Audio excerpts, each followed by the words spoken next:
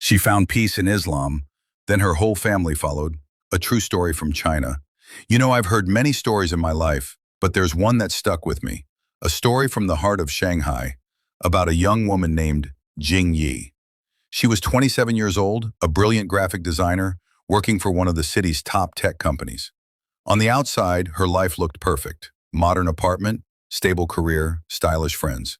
But inside, she was crumbling. You see, Jing Yi grew up in a household shaped by Confucian and Taoist beliefs. Tradition ran deep, but something inside her always felt off. Empty, even. She'd lie awake at night wondering, why am I here? What's the point of all this? Is there anything beyond death? And if life just ends, where's the justice in that? Then one day at work, her company took on a new client, a Malaysian businessman named Ramad. A quiet man, soft-spoken, always polite, but what caught Jing Yi's attention wasn't his money or his status. It was the way he'd excuse himself during meetings for a few minutes of prayer. Every time he came back, it was like he'd been refilled, recharged. One afternoon, she just asked him, straight up, "Why do you pray so much? Don't you have too much going on?" And he smiled, calmly, gently. He said, "Because this life is temporary, and the afterlife is forever.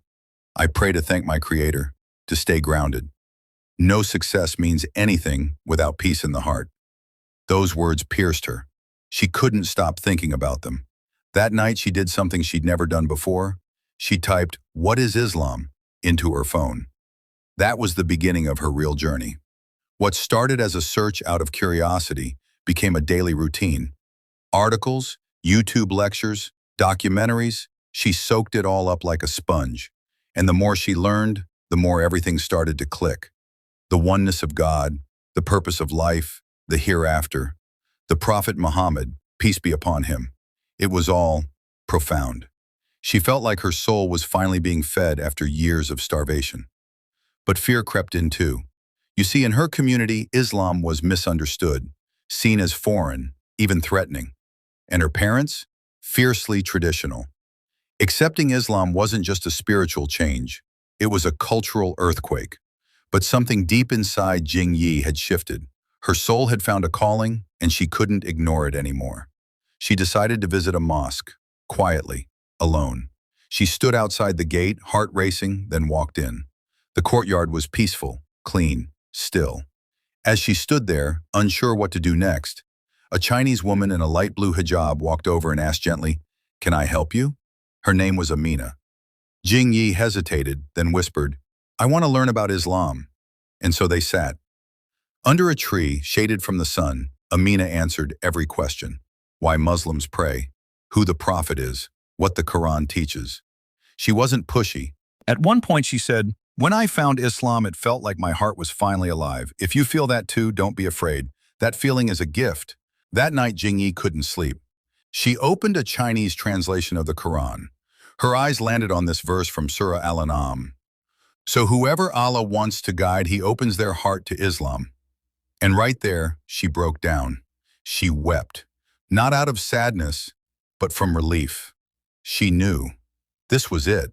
The peace she had been chasing her whole life. The next morning, she returned to the mosque. Amina was there waiting. Jingyi took a deep breath and with tears in her eyes said, "I want to become Muslim." The imam was called. He sat beside her, explained what the Shahada meant, and Jingyi said it, out loud, with trembling lips. "Ashhadu alla ilaha illa Allah, wa ashhadu anna Muhammadan Rasul Allah." She had found her truth, but it wasn't going to be easy. The hardest part? Telling her parents. She went home wearing the hijab for the first time. Her mom opened the door and froze. Her dad stared in disbelief. "Did you become Muslim?" her dad shouted. "Are you trying to shame us? Destroy our traditions?" And all Jingyi said was, "No, I found peace. I found truth, that's all." Her father exploded, "Get out of my house." And so she left, in the rain, with nothing but a small bag and the Quran Amina had given her. She rented a tiny flat far from home, went back to work silently. But inside she had changed. She started praying Fajr, memorizing Quran, attending halakas with Amina and other Chinese sisters who had also embraced Islam. Still, The loneliness hurt. At night she'd cry in sujud, Ya Allah, I've chosen you, but I miss my family. If there's goodness in their hearts, guide them like you guided me. One morning her phone rang, her mum's number. She answered, heart pounding. Hello? Mum? Her mother's voice was quiet. Are you okay, Jing Yi? She broke down. I am. I pray for you every day. Her mum whispered, I miss you. From that day, something changed.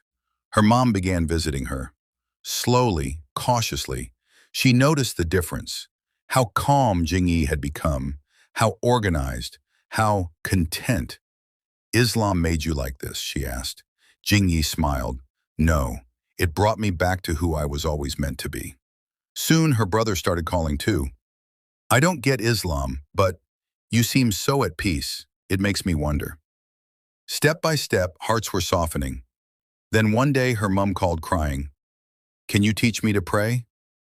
That Friday she came to the mosque, sat with Amina, learned how to make wudu, how to recite al-Fatiha. 3 weeks later she stood beside Jing Yi and said the Shahada.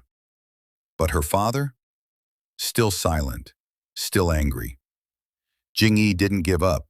She visited, left meals at his door, spoke gently. Dad, I love you. I only want you to feel the peace I've found. One evening, as she prayed in their house, he watched her. She didn't notice. But after she finished, he asked, What do you feel when you pray? She replied softly, like I'm speaking to God, directly. He walked away, but something stirred. Weeks passed. He started reading secretly about Islam, about the Prophet, about the Quran. The more he read, the more torn he felt between his ancestors and what he now believed. Then one winter night, he called her. Jing Yi, can you teach me about Islam? She broke down crying. 1 week later, he came to the mosque with her mum, her brother, her. He stood in front of the imam and declared the Shahada, just like she had months before. That Friday, they all prayed Jumu'ah together, mother, father, brother, daughter, a family reborn. But it didn't end there. Her apartment, it became a lighthouse, a place of learning, of prayer. Her father, once so strict, now sat reading Quran at dawn. Her brother wrote down hadiths. Her mother led Quran circles. And Jing Yi, she simply smiled, because everything she had lost, Allah returned to her, better, brighter, forever changed.